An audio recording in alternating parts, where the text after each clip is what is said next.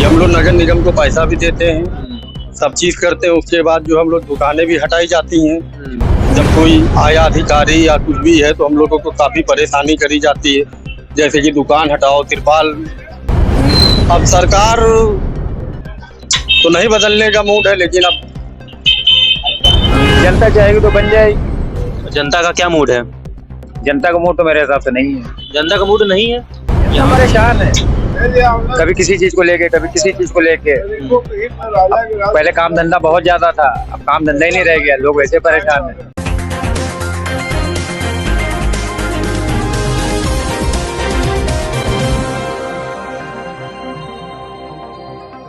नमस्कार, मेरा नाम है अभिषेक श्रीवास्तव। आप देख रहे हैं जीके न्यूज। इस वक्त मैं मौजूद हूँ लखनऊ के ट्रांसपोर्ट नगर में।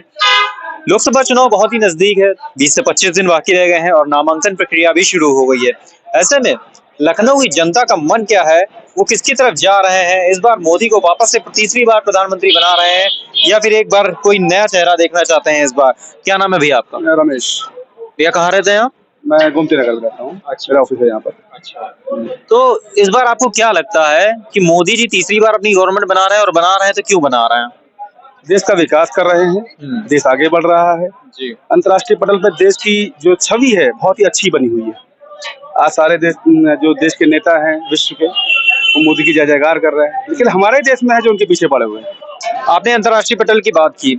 हमारे कुछ नेता विपक्षी पार्टियों के जब बाहर जाते हैं, अंतर्राष्ट्रीय पटल पे हमारे देश को रिप्रेजेंट करते हैं, तो हमारे ही प्रधानमंत्री की बुराई करते हैं।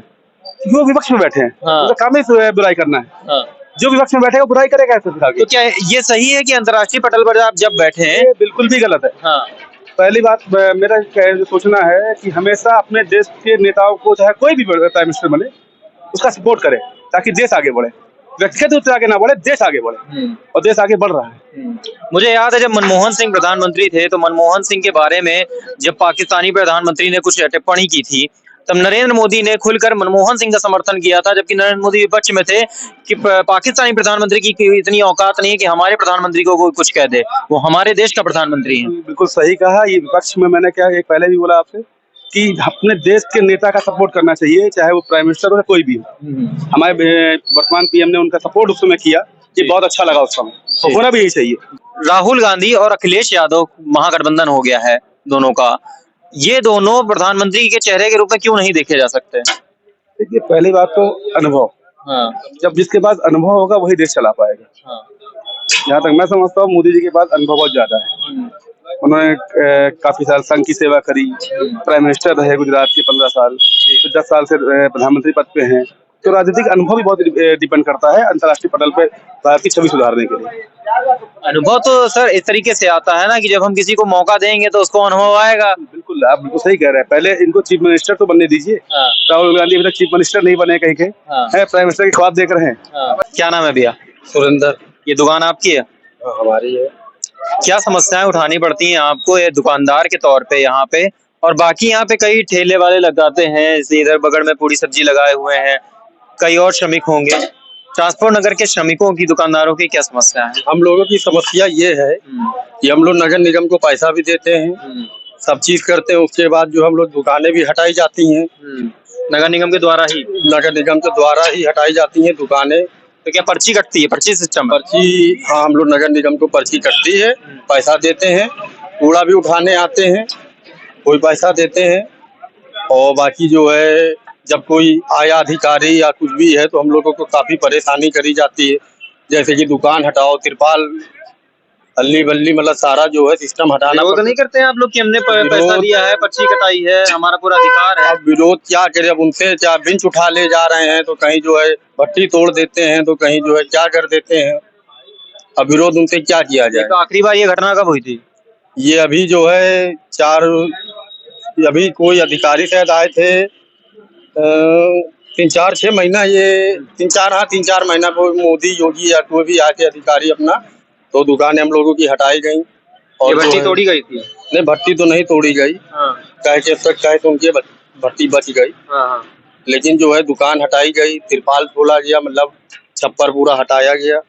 2-3 दिन दुकान भी हमारी बंद रही। सभी की कारण नहीं पूछा कि एक तरफ तो मोदी जी क्या कहते हैं दुकानदारों को रोजगार करने के लिए लोन देती है 10,000 20,000 का। अब वही चीज है ना कि कहा तो हर चीज जाता है, लेकिन उसकी सुनवाई अब इनसे तो नहीं हो रही है। अब ऊपर कोई हो तो फिर देखा जाए। फिलहाल अभी क्या तो लगता है ये सरकार की नाकामी है, सरकार ये लापरवाही करती है, या फिर ये कुछ प्रशासनिक अधिकारी हैं जो फिर ये हमें तो यही लगता है कि प्रशासन ही कर रहा है।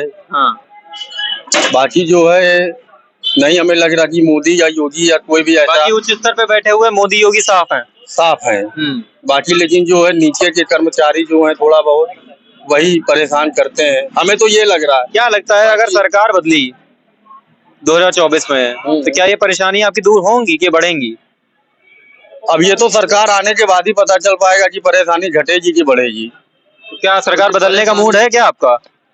अब सरकार तो नहीं बदलने का मूड है, लेकिन अब सरकार तो नहीं बदलने का जनता क्या चाह रही है, आपको क्या लग रहा है देश की जनता का मूड क्या है? अब जनता का मोदी ने काफी अच्छे अच्छे काम भी करे हैं, जैसे कि एक अयोध्या का मैटर था। भाई जिंदगी में कभी अनेक लोग बैठे हैं लेकिन कोई नहीं कर पाया इस चीज के लिए सॉल्व, लेकिन मोदी जी ने किया। तो जनता खुद ही सोचेगी कि क्या करना है क्या नहीं करना है। या एक बार जैसे कि आर्मी में हमारे लोग शहीद हुए थे तो एकाएक उन्होंने भी हमला कराया। तो ये सब चीजें देखते हुए तो देखा जाए तो ठीक ही है। मतलब वो जो जवाबी हमला कांग्रेस के सरकार में नहीं होता था वो मोदी जी के कार्यकाल में होता है। होता क्या है, उन्होंने जो है एकाएकी आतंकवादियों पे हमला कराया, हर चीज किया उन्होंने। तो मतलब यही सब चीजें हैं कि जनता तो अब खुद ही जान रही है कि क्या अच्छा है क्या बुरा है। मतलब सरकार तो नहीं बुरी है।